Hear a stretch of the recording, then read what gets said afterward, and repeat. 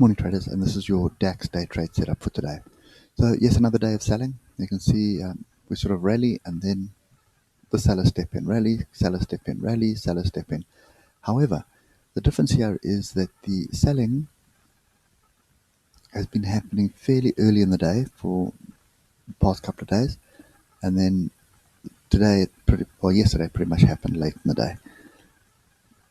Okay, so and we've ended up with a green bar, but still not really tagging many of my levels, so we are still hunting those levels. I think we pointed out that one there, which we came in off it again, but I am concerned that we closed below it, so obviously I immediately look for the next level, and that level is still open.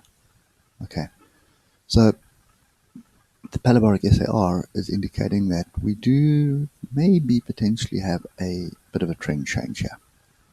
Okay, so that would mean that this wedge break, we're looking for validation of it. Now, if I just delete all of those and I put in a channel between those two areas there and do that, you can see technically we are still in a channel as well. Okay, now the 3-hour trend is sideways at the moment. You can see we were heading down, but now moving averages are coming together.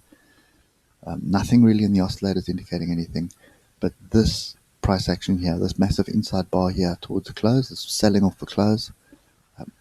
Can't see it being profit taking. I have a feeling it was kind of people that were trapped. Were trapped long, got to a level where they could break even and got out. Okay, so this is worrying, and I don't see anything that's going to change my view on that at the moment. So we could have a wedge break and a retest. It's not convincing. Okay, our open here was pretty much spot on in that area of multiple trend lines and your 200 EMA and SMA here, and we rallied off it, but we've come back. Now this does look a little bit like a bit of a retracement. It's not there's no major panic here, it's just really structured. So it's one way of looking at it, but for me, I prefer to err on the side of caution, and this to me is confusion. Okay, so looking at the 30-minute, you can see this is confusion. Okay, strong move up, and then immediately we start drifting lower. So there is no direction at the moment, and I think that's what's bugging me the most is lack of direction. There's lack of structure, there's lack of direction. We're kind of using levels, very low time frame levels at the moment, rather than using the higher time frame levels for the trade setup. So all that means is you're trading against algorithms that are working off much lower time frames than what you and I are capable of doing.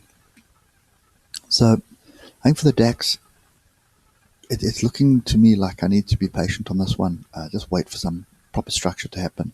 He squirts up, you would think, okay, I'm looking for my pullback, and now I'm looking for a long, which we can still actually do. It's just going to be a little bit risky as far as I'm concerned. So there's my channel, wedge, whatever you want to call it, but it is a retracement after a pretty strong move. So yeah, we are hovering on the 200 EMA at the moment, but the 200 SMA is pointing to the upside. Now that is a fairly strong indication that the trend is still up. Okay, specifically on the half hour, but if you look at the hour, it's also pointing up. And if you look at the 3-hour, we are flat, and the other one that you can look at, 4-hour, we are also flat. So nothing on the higher time frames, but lower time frame, it is looking like we do have a potential break of a flag, and now we're looking for a move to the upside. Okay, so in saying that, I think the only trade that I'm looking at the moment is to go with the trend, and the trend I'm referring to is pretty much the 3 or 4-hour trend, and it's not just this little one, it's this whole trend which is up. until this level here breaks, which is quite far away. This is an uptrend. This is still a retracement as far as I'm concerned. Okay, so a pretty cautious trade. I'm looking for a break of 12256 to the upside. Okay, if I can get that, then I will pretty much go for a second move for a trade up to 12357. 12357. Okay, if we break to the downside, and the downside break for me is going to be 12233. I'm not even bothering chasing that. I'll wait for structure. Okay, and the structure will be,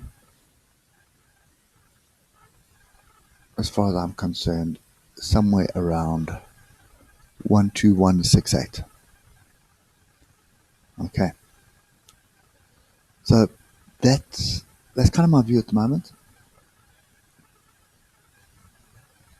Not entirely convinced on either of those, but for me the most logical choice is to stay with the higher time frame trend. So looking for longs. So any breakouts of levels I'll take. Any continuation to the downside is going to make me wait and just wait for the structure to be set in place before I get long again. I'm not convinced that we have a turn either.